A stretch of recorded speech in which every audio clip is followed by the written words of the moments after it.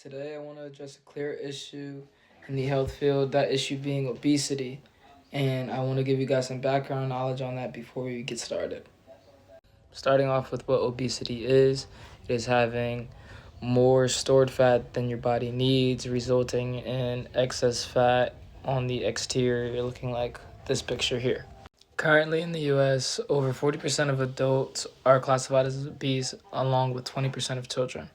The impact of obesity is an increase of risk of stroke, increased depression, increased risk of heart attack, sleep anemia, liver disease, cancer, gallbladder problem, type 2 diabetes, weakened muscles and bones, joint pain, infertility, kidney failure, skin fold rashes, and gastroesophageal reflux disease. Obesity is influenced by multiple factors, that being including genetics, socioeconomic status, and psychological health. And I want to touch upon those two just for a minute.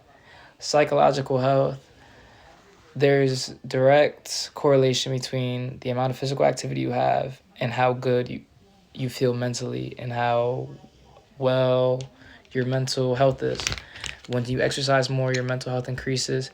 You do better in school. There's a bunch of studies that show that.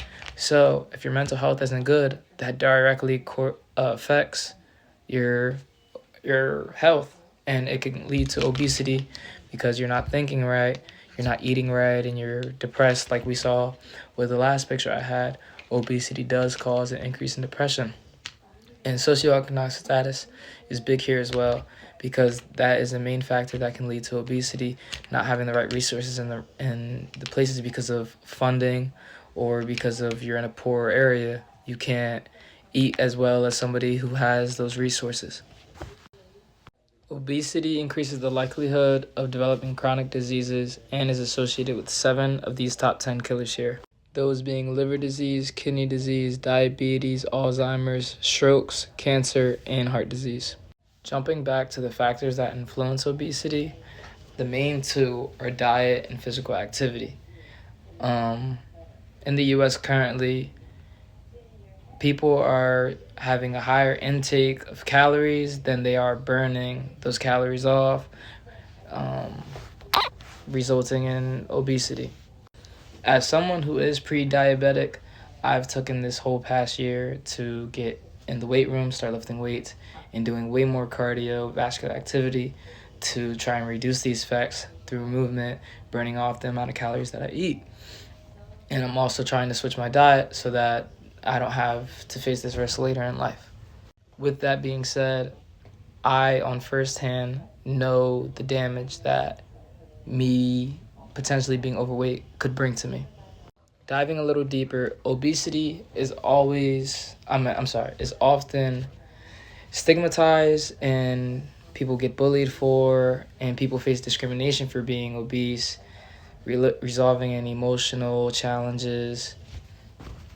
Those emotional challenges do make it harder to seek help. People who are obese, because of their lower self-esteem and self-image, they may not go to the gym on their own and don't want to force themselves to get in there because they don't want to face discrimination. I also believe that public health systems have done a poor job of addressing obesity. My position on the issue at hand, I believe that we should reduce discrimination, reduce the stigma behind obesity. We should address systematic health barriers and promote holistic health. What I mean by reducing the stigma behind obesity and discrimination is to just treat everyone with respect. Like, nobody should be not having the same respect based off of body image or what size they are, what shape they are. Secondly, I want to push for equal access to healthy foods, no matter socioeconomic status, being bad or good.